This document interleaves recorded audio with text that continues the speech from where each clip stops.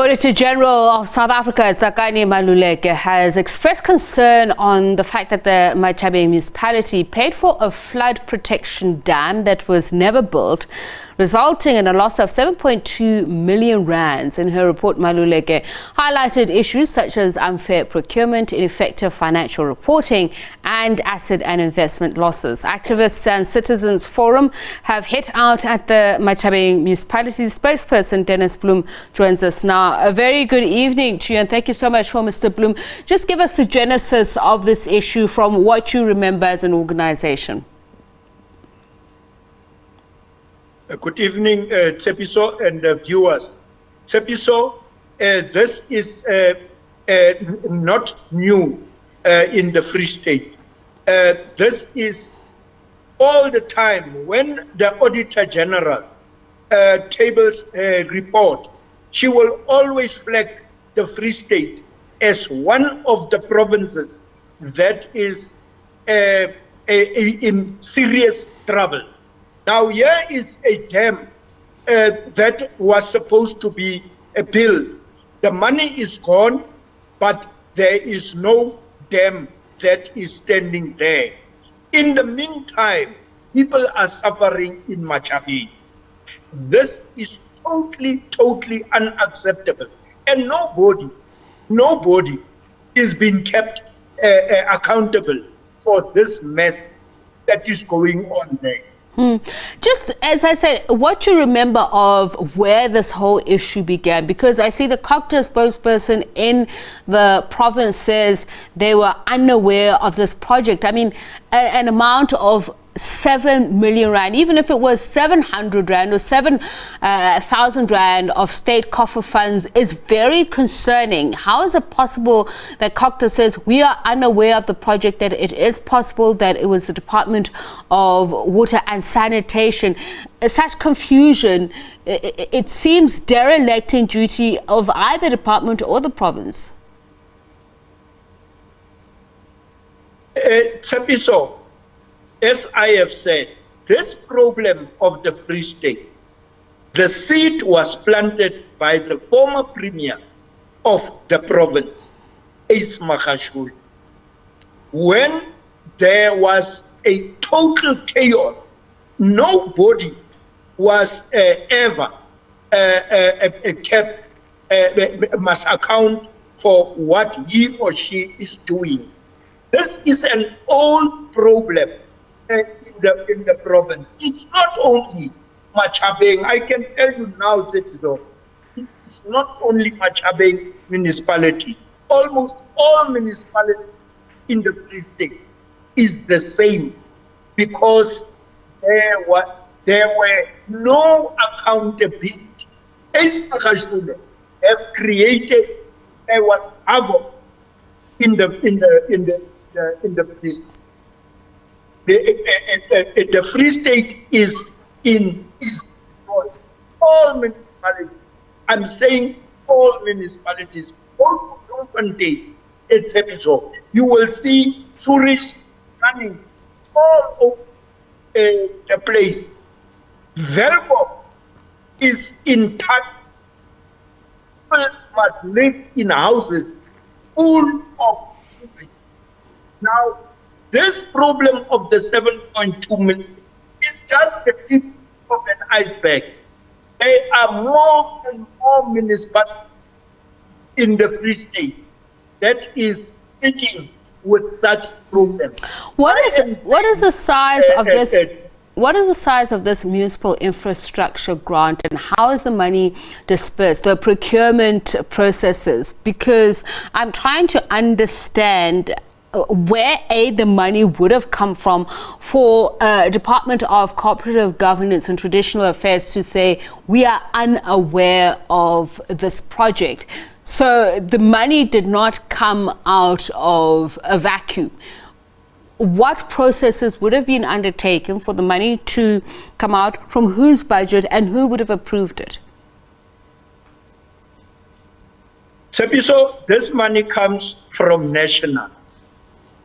National is giving all municipalities a grant for this municipality to be able all municipalities to be able to service the people. Now, if people are saying they don't know where this money come from or what happened to the money, obviously they took the money, put the money in their pockets, and now nobody is accountable. That is the problem. What is happening here, and I'm saying so not only in Matjhabeng, welcome all over the Free State. The spokesperson for the Department of COGTA in the Free State, or rather laments the lack of financial assistance and then talks about consequence management. It is concerning, the understanding that seems to be proffered by particularly the COGTA governments in various municipalities that have these problems of financial irregularities. When they talk about consequence management, where my understanding is that the buck actually stops at the top, that the top principals are the ones who are supposed to take responsibility. How long has this problem been going on unabated? We know the Auditor-General has spoken about it, but as an organization, surely you have a trail, and who ought to have been held accountable if they are saying they've been implementing consequence management? So we must first start with the so-called deployment of people in positions. If you are deploying your friends, your girlfriends, your brothers or sisters in municipality or in government, this type of problems will always happen. This thing that is happening there is because there is no capable people, qualified people that were deployed in this crucial department. Finance is a very critical department in each and every government department. Mr. Bloem, let me ask this question, and I do apologize. I do apologize for interrupting you, just that we are running out of time. As a pressure organization, activists and citizens, for how long will South African citizens hear about how these things have been going on, we are aware of them, and that somebody has to be held responsible? You'll talk about friends, girlfriends, or nepotism. Why are these people not named and shamed by a pressure group such as yourself? Because it would seem that we will keep on having the same conversation over and over again, and I do understand that whistleblowers are in danger and are often killed, but when will this end? Sepiso, very good question. You see, for as long as these people are not arrested, the police, the authorities, they know, because here is a report of the Auditor-General, and the Auditor-General flags out. Now there is authorities, there are people who is responsible for this type of things. Why is it that they are not being arrested? I am saying, and we are saying all the time, it's not the first time that we are raising this thing at SABC. Why are these people not being arrested? Because there is evidence that there were fraud, there were corruption. Now, these people will always do that because there is nobody, there's no examples made of criminals who masquerade as leaders, who is stealing the money of poor people, leaving people without drinking water.